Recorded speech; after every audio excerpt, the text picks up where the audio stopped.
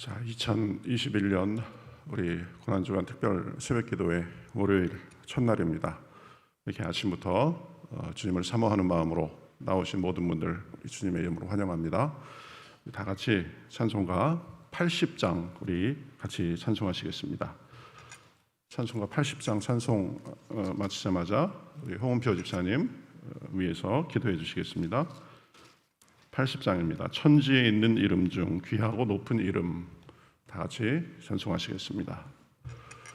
천지에 있는 이름 중 귀하고 높은 이름 준하시기 전 지으신 구주의 이름 예수 주 앞에 내가 엎드려 그 이름 찬송함은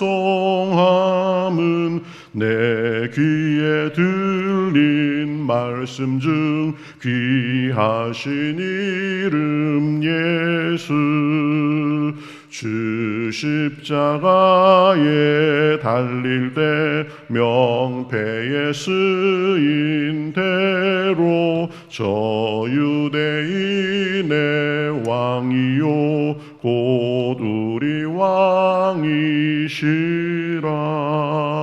주 앞에 내가 엎드려 그 이름 찬송함은 내 귀에 들린 말씀 중 귀하신 이름 예수 지금도 살아계셔서 언제나 하시는 일 나 같은 죄인 부르사 참 소망 내리도다 주 앞에 내가 엎드려 그 이름 찬송함은 내 귀에 들린 말씀 중 귀하신 이름 예수 주 예수께서 영원히 어제나 오늘이나 그 이름으로 우리에게 복을 내리신다 주 앞에 내가 엎드려 그 이름 찬송함은 내 귀에 들린 말씀 중 귀하신 이름 예수 아멘.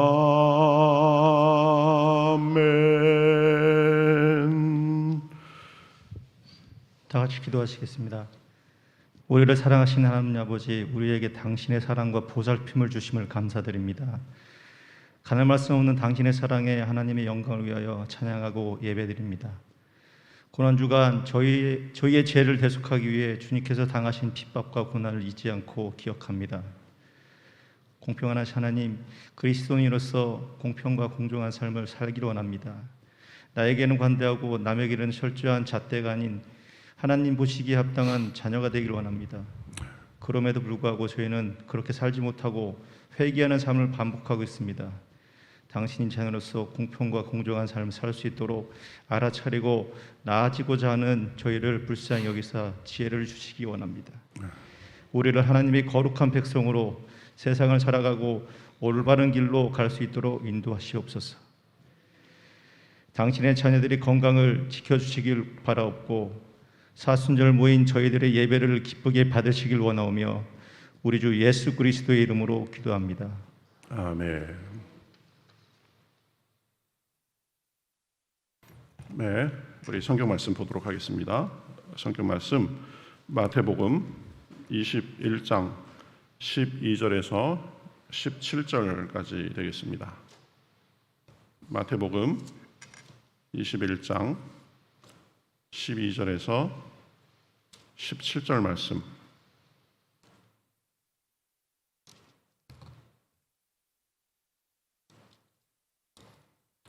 신약 성경 34면 정도에 있습니다. 마태복음 21장 12절에서 17절 말씀입니다. 우리 같이 저와 여러분이 한 절씩 교독하시겠습니다.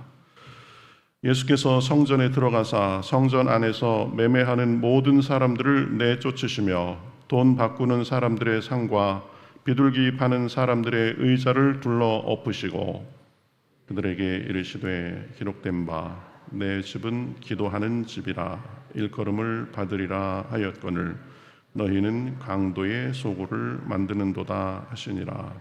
맹인과 저는 자들이 성전에서 예수에게 나아오매 고쳐주시니 대제사장들과 서기관들이 예수께서 하시는 이상한 일과 또 성전에서 소리질러 호산나 다윗의 자손이여 하는 어린이들을 보고 노하여 예수께 말하되 그들이 하는 말을 듣느냐.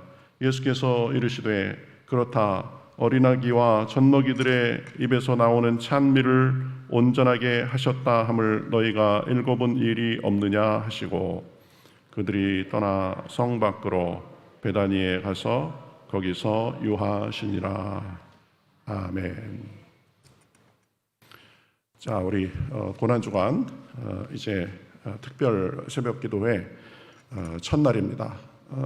멀리서 오신 분들도 계시고 그런데 우리 하나님께서 우리의 마음과 우리의 발걸음을 움직여 주셔서 또 이번 고난주간 특별 새벽기도를 통하여서 하나님께서 우리 마음에 큰 은혜를 주실 줄 믿습니다. 우리 고난주간 특별 새벽기도회는 주님의 고난에 대해서 묵상하고 또 동참하는 마음으로 토요일까지 쭉 이렇게 진행될 것입니다. 그래서 이번 특별 새벽기도회 기간에 무엇을 할까 이렇게 생각하다가 그 예수님께서 우리로 하면 주일이죠. 어제 이제 예루살렘에 들어가신 후에 금요일에 그 십자가에 못 박히시기까지 여러 가지 행적이 많은데 그것들을 모두 다를 일주일 만에 살펴보기에는 시간이 부족하고요. 그 중에서 특별히 좀 중요하고 우리에게 적용될 만한 그런 것들을 간추려서 이렇게 예수님의 일주일간의 행적을 중심으로 우리가 이번 특별 새벽기도 기간 우리가 그렇게 생각해 보도록 하겠습니다. 예수님이 그 성전에 이제 어제 우리 대예배 때 설교를 했었는데 호산나 호산나 그 외침 속에서 환영받으면서 예루살렘에 들어가신 후에 바로 하신 일은 오늘 읽은 이 말씀입니다. 성전을 깨끗게 하신 그런 일입니다. 보통 성전 정화 이렇게 말을 합니다. 성전을 정화시켰다. 그래서 이 일을 통해서 우리에게 적용할 수 있는 몇 가지 교훈을 살펴보겠습니다. 교회는 어떤 곳인가라는 그런 것입니다. 우리가 보면 교회는 첫 번째로 교회는 뭐니 해도 하나님을 만나고 만민이 기도하는 집이다라는 것을 알 수 있습니다. 예수님께서 보면 성전에 들어가자마자 하신 일이 아마 예수님께서 사역하시던 것 중에서 그 여러 사역 중에서 가장 거칠고 어떻게 보면 폭력적인 그런 일을 하셨습니다. 12절에 보면 이렇게 말씀하죠. 예수께서 성전에 들어가사 성전 안에서 매매하는 모든 사람들을 내쫓으시며 돈 바꾸는 사람들의 상과 비둘기 파는 사람들의 의자를 둘러 엎으시고 예수님께서 아마 이 성전에 직접 들어가신 것은 이때가 처음이신 것 같습니다. 그래서 예수님은 나름대로의 그 성전의 기대치가 있었는데 보니까 들어가서 딱 보는 순간 완전히 이건 뭐 성전이 아니고 이 시장판이 돼 있는 거죠. 그래서 순간적으로 그것에 대해서 분노를 아주 보면 사람들을 내쫓고 사람들의 뭘 파는 좌판을 뒤집어 엎고 지금 난리가 난 것입니다. 돈 바꾸는 사람들의 상과 비둘기 파는 사람들의 의자를 둘러 엎으시고 그랬는데 그러한 이 예수님의 행동은 당시에 그 성전이 얼마나 부패했는가 이런 걸 우리가 살펴보면 당연한 행동이라고 볼 수 있습니다. 이 당시 사람들이 이 로마 제국에서 통용되던 화폐에는 늘 보면은 황제의 얼굴이 그려져 있었습니다. 그래서 지금 이 당시에 사용되던 화폐에는 로마 황제 티베리우스의 얼굴이 이렇게 그려져 있었습니다. 그러니까 이 유대인들의 입장에서는 누구의 형상이 이 새겨져 있고 이렇기 때문에 그것을 우상 숭배하는 거하고 연결해가지고 우리 성전에서는 하나님이 계시는 곳인데 우리는 그 로마의 화폐를 사용할 수 없다. 그래가지고 이 성전 자체 이 화폐를 만들었습니다. 그래서 성전에 방문하는 사람들인 이제 성전에 방문하려면 입장료도 내야 되고 또 뭐 재물도 양이나 소나 비둘기나 이런 것도 사야 되고 그래 성전에서 이 돈 쓰는 일에는 이 성전에서 발행한 그 화폐를 쓰도록 했습니다. 뭐 여기까지는 좋은 정신이다라고 할 수 있죠. 우리는 우상 숭배에 대해서는 철저하기 때문에 이 황제의 얼굴이 새겨져 있는 그 우상 숭배적인 화폐를 쓸 수 없다. 우리 스스로 화폐를 만들겠다. 여기까지는 좋았는데 이 환전 과정에서 그것이 이제 폭리를 취하는 그런 수단이 된 겁니다. 우리가 여러분 외국 여행 가려면 달러나 이런 거로 바꾸잖아요. 그럼 환전을 하잖아요. 그런데 이 환전하는 데 있어서 환율을 거의 한 10배 정도를 뻥튀기를 했다라는 것입니다. 그래서 이 많은 사람들에게 보면은 사람들을 착취한 거죠. 율법을 지키고 또 하나님을 섬기고 그런 구실로 결국은 자기들의 배를 불린 것입니다. 하나님 팔아서 자기 배를 버젓이 그렇게 하나님의 거룩한 곳에서 하고 있었던 것입니다. 그러니까 예수님께서는 그 장면을 보고 그냥 넘어갈 수 없었던 것이죠. 그리고 비둘기 파는 사람들의 상을 뒤엎었다라고 했는데 이것도 보면 율법을 악용해서 돈벌이에 혈안이 된 사람들을 지금 책망하고자 하는 그런 의도입니다. 우리가 구약에 보면 하나님께 드리는 제물은 흠이 없어야 된다 이렇게 여러 번 말씀하시죠. 그런데 이 사람들이 가져오거나 이 가까이 있는 사람들이 이제 저 율법 제물을 가지고 왔겠죠. 그러면 좋은 것을 골라서 가지고 와도 이 핑계 저 핑계로 이건 이런 흠이 있다 저런 흠이 있다 그래가면서 사람들이 가지고 온 거에 대해서는 자꾸 이렇게 퇴짜를 놓고 그리고 이제 그 주변에서 이 성전에서 제물용으로 동물을 준비해 놓고 파는 사람들이 그 파는 그것은 보면 뭐 어차피 금방 죽을 건데 뭐 그렇게 중요하냐 그래서 흠도 많고 점도 많고 이런 제물을 파는 거를 그 사람들에게서 사오도록 이렇게 유도했습니다. 그러니까 하나님 앞에 더 좋은 거를 버리도록 하고 자기들이 돈벌이가 되는 그 장사치들이 파는 그러한 재물들을 사오도록 해가지고 이 상인들하고 결탁이 돼 있던 거죠. 그래서 그러한 모습들을 보면서 예수님께서는 분노하시고 상을 엎으시고 상인들을 쫓아내신 후에 예수님께서 이렇게 말씀하셨죠. 너희는 내 집을 강도의 소굴을 만들었다. 그래가면서 분노하신 것입니다. 뭐 칼만 안 들었지 강도다 이런 표현 있잖아요. 예수님께서 지금 그 말씀하고 똑같은 거죠. 어떻게 하나님을 팔아서 어떻게 율법을 팔아서 하나님 앞에 제사하러 오고 그런 사람들을 10배 이상의 폭리를 취하고 멀쩡한 것 마다하고 이 흠 있는 것을 오히려 더 낫다 해가면서 하나님을 우롱하느냐 이렇게 그런 뜻이 숨어 있는 것입니다. 여러분 이것을 보면서 우리의 모습은 어떤가 살펴볼 필요가 있습니다. 어느덧 하나님 말씀과 하나님의 뜻보다 우리의 관습과 우리의 명분이 우선시돼서 하나님 말씀을 무시하고 눈이 어두우면 안 된다라는 것이죠. 여러분 요즘 교회가 많이 사람들에게 비판받고 손가락질도 받고 하는 그런 이유가 무엇입니까? 교회가 교회답지 못하다라는 것입니다. 교회가 교회답지 못한 여러 면들 중에 하나가 뭐냐면 물질주의에 똑같이 그렇게 매몰되어서 세상 사람들이 물질을 대하는 거나 교회가 물질을 대하는 거나 차이가 별로 없다라는 것입니다. 물론 여러분, 우리는 돈이 있어야 되는 그런 세상에 살고 있습니다. 그래서 사역을 위해서는 물질도 있고 여러 것들이 있어야 됩니다. 그러나 그것이 주가 되면 안 된다. 가진 사람만 대우받고 없는 사람은 상대적으로 교회에서도 멸시받고 그러면 안 된다라는 것이죠. 재물이 많은 사람은 자신의 재물을 다른 사람보다 더 들여서 하나님을 섬길 수 있습니다. 재능이 있는 사람은 자기의 재능으로 하나님을 섬길 수 있는 것입니다.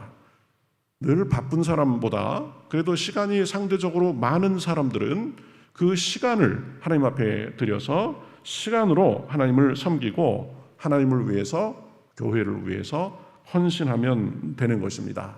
그런데 꼭 돈 많은 사람, 힘 있는 사람, 유력한 사람, 그런 사람이 교회에서도 여전히 대접을 받는다. 이게 잘못된 거다라는 거죠. 당시 제사장들은 자신의 특권을 통해서 사람들이 하나님께 와서 섬기는 것을 오히려 더 어렵게 하고 불이한 이익을 취했기 때문에 우리 주님의 노를 산 것입니다.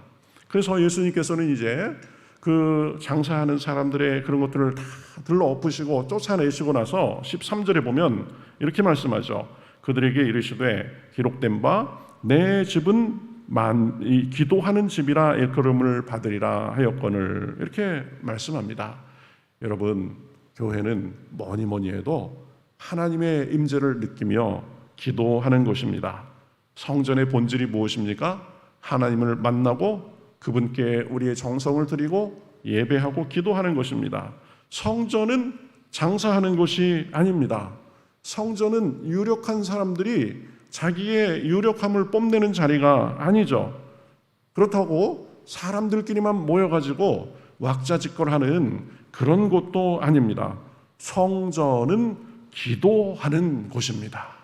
우리가 여러분 여기 왜 모였습니까? 주님의 고난에 동참하는 마음으로 기도하며 우리의 마음을 드리고 우리의 영성을 새롭게 하기 위해서 모인 것입니다. 하나님의 임재 안에서 우리의 마음을 드리고 우리의 사정을 아뢰고 우리 삶을 돌아보고 주님께 정성으로 예배하고 주님께 드리고 또 주님께서 우리에게 하시는 말씀을 듣는 곳, 그것이 주님의 전인 줄 믿습니다. 그래서 누구든지 하나님 앞에 나오면 하나님의 임재, 위로, 소망, 회개와 결단이 있어야 되는 것입니다. 우리 교회도 늘 그러할 수 있기를 바랍니다.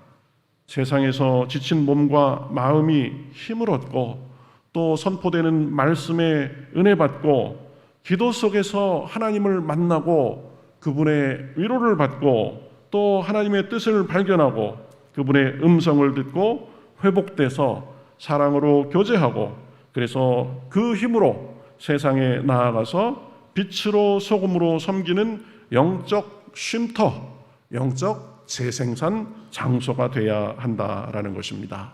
하나님께서 우리 교회를 점점 더 그러한 방향으로 더 나아지게 해 주실 줄 믿습니다. 우리가 교회에 오면 그리고 제일 먼저 우리 마음속에 오는 발걸음부터 운전대를 잡고 그 순간부터 어떤 마음이 있어야 돼요? 하나님을 가서 만나고 하나님께 우리의 사정을 아뢰고 하나님의 음성을 듣고 말씀 안에서 우리 영혼과 우리 삶이 새로워지고 이런 기대가 있어야 된다라는 것입니다. 성전에 오는데 이것 때문에 부담되고 저것 때문에 부담되고 이 사람 때문에 내 마음이 안 좋고 저 사람 때문에 마음이 안 좋고 그런 이 부정적인 요소들을 예수님께서 다 들러엎고 다 쫓아내신 것처럼 우리 교회가 그렇게 돼야 된다라는 것입니다. 우리 한 사람 한 사람이 그 부분에 대해서 분명히 개념을 가지고 하나님 앞에 간구하고 우리가 애쓰고 할 때에 하나님께서 우리 교회에 속한 개인들을 반드시 그런 모습으로 만들어 주실 줄 믿습니다. 교회는 기도하는 곳이다. 그 다음에 교회는 치유받는 곳입니다. 치료받는 곳입니다. 14절에 보면 이렇게 말씀하시죠. 맹인과 저는 자들이 성전에서 예수께 나옴에 고쳐주셨다라고 말씀합니다. 교회는 하나님의 임재와 역사가 강력해서 누구든지 그곳에 오는 사람들은 쉼을 얻고 영육간에 치료받는 교회가 돼야 되는 것입니다. 제가 목회자로서 하나님 앞에 늘 사모하면서 많이 기도하는 부분 중에 하나가 이것입니다. 하나님, 우리 교회가 마음이 상한 사람, 세상에서 상처받고 실망한 사람들이 새 힘을 얻는 곳이 되게 하여 주시옵소서. 몸이 아픈 사람들도 성경에 나타나는 많은 치유의 은혜가 나타나게 하여 주시옵소서. 늘 이렇게 기도합니다. 그래서 하나님 앞에 영육간에 치유받고 우리의 이 마음의 상처도 치유받고, 그래서 우리가 순전한 마음으로 이 사모하며 나아갈 때 하나님 꼭 그렇게 우리 교회를 사용하여 주시옵소서 기도하는 것입니다. 우리가 그렇게 사모하며 나아갈 때 주님께서 우리 각자를, 우리 교회를 그러한 치유의 도구로 사용해 주실 줄 믿습니다. 주님으로 인해서 우리 한 사람 한 사람이, 한 가정 한 가정이, 우리의 일터가, 우리의 속한 곳이, 우리 교회가 영육간에 강건하고 삶에서 만나는 여러 가지 문제와 시련들을 하나님 앞에 가지고 올 때 하나님의 능력으로 치유받고 더 나아지고, 날이 갈수록 그래서 하나님의 능력이 우리의 삶과 우리 교회를 통하여서 우리 이웃들에게, 이 지역의 세계 만방에 나타날 수 있기를 주님의 이름으로 축복합니다. 교회는 치유받는 곳이다. 마지막으로 교회는 하나님께 은혜 받고 그래서 찬양이 넘치는 곳입니다. 15절에 보면 이렇게 말씀하시죠. 대제사장들과 서기관들이 예수께서 하시는 이상한 일과 또 성전에서 소리질러 호산나 다윗의 자손이여 하는 어린이들을 보고 노하여 예수께 말하되 그들이 하는 말을 듣느냐. 예수께서, 그러니까 지금 이 대제사장들은 이 어린이들이 아마 예수님께서 입성하실 때 무리들이 막 뒤로 따라왔는데 많은 사람들이 따라와가지고 어린아이들은 지금 성전에까지 같이 들어와서 호산나 호산나 하던 그 여운이 어린이들의 입속에서 지금 계속 남아있는 것입니다. 그래서 예수님 옆에서 호산나 하고 또 자기들끼리 뛰어다니면서 호산나 하고 막 그랬겠죠. 이게 얼마나 좋은 일입니까 보면. 그렇죠? 이제 구원하소서라고 말하고 그러는데 제사장들은 보면 그것을 보고 노했다라고 합니다. 저 조그만 것들이 성전에서 시끄럽게 이 눈치 없이 지금 뭐 이런 식으로 이 생각을 했겠죠. 그런데 예수님께서 뭐라고 말씀하세요? 그렇다. 어린 아기와 젖먹이들의 입에서 나오는 찬미를 온전하게 하셨나이다 함을 너희가 읽어본 일이 없느냐. 이게 뭐예요? 하나님께서는 어린아이와 젖먹이들의 입에서조차 하나님께 드리는 그 찬송을 받기 원하신다라는 것이죠. 그러니까 하나님이 계시는 이 성전에서 하나님을 찬송하고 하는 것은 당연한 일이다라는 것입니다. 여러분, 우리 교회도 모여서 기도하고 하나님 앞에 예배하고 하나님을 통하여서 그래서 우리가 치유받고 그 은혜가 너무 감사해서 감사하고 감격하고 우리 교회에 또 우리 교회에 속한 모든 성도들의 입술에 하나님을 소리 높여 찬양하는 그 찬미의 노래가 날마다 넘쳐나실 수 있기를 바랍니다. 그래서 모여도 그러하고 흩어져도 그러하고 한 사람 한 사람이 삶 속에서 찬양과 감사가 넘쳐나야 된다. 그래서 교회에 오면 우울했던 마음도, 그렇죠, 세상에서 힘들고 지쳤던 마음도 그 울려 퍼지는 찬미와 말씀과 사랑의 교제 속에서 다 녹아지고 이곳이 내가 쉴 곳이 되고 이곳이 하나님의 은혜를 경험하는 자리가 되고 내 강박했던 마음도 녹아지고 내 힘들었던 마음도 힘을 얻고 그런 곳이 되어야 된다라는 것입니다. 그래서 교회는 영적인 재생산 장소가 돼야 된다. 그럼 제가 여러분 부임한 지 얼마 안 돼가지고 눈에 띄는 일 제일 먼저 한 게 뭐예요? 네, 우리 교회는 교회 경내에 들어서는 순간부터 찬양이 울려 퍼지게 하자. 제가 늘 생각해요. 한 십몇 년 전부터 생각해 왔던 겁니다. 내가 목회를 하게 되면 우리 교회는 꼭 그렇게 하리라. 왜 그런가요? 들어오는 순간부터 하나님을 찬미하고 하나님의 감사하는 노래소리가 울려 퍼지고, 그러면 사람들이 얼마나 들어서는 순간부터 얼마나 푸근할까. 그저 세상적인 생각과 세상적인 이야기가 넘쳐나는 곳이 아니라 교회에는 보면 하나님을 찬양하는 것이 넘쳐나야 된다라는 것입니다.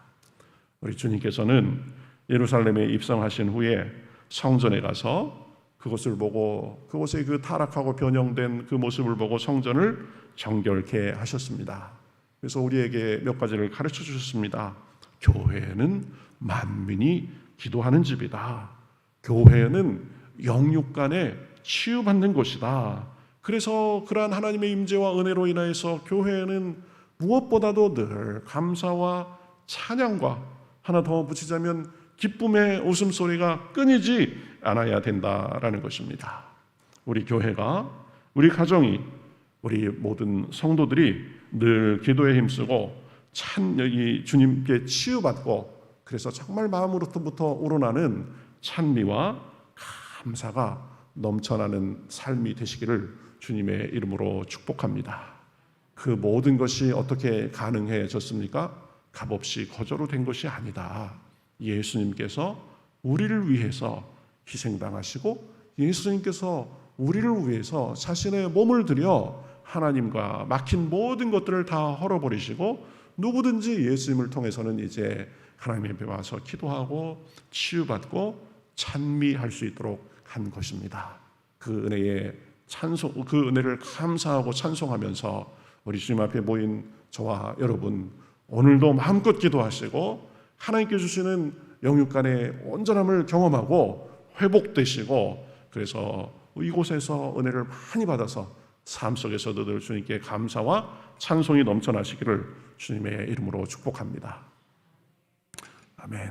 우리 같이 찬송하겠습니다. 찬송가 270장입니다. 변치 않는 주님의 사랑과 270장, 우리 가사를 생각하면서 찬송하겠습니다. 270장입니다. 변찮는 주님의 사랑과 거룩한 보혈의 공로를 우리 다 찬양을 합시다. 주님을 만나볼 때까지 예수는 우리를 깨끗게 하시는 주시니, 그의 피 우리를 눈보다 더 희게 하셨네.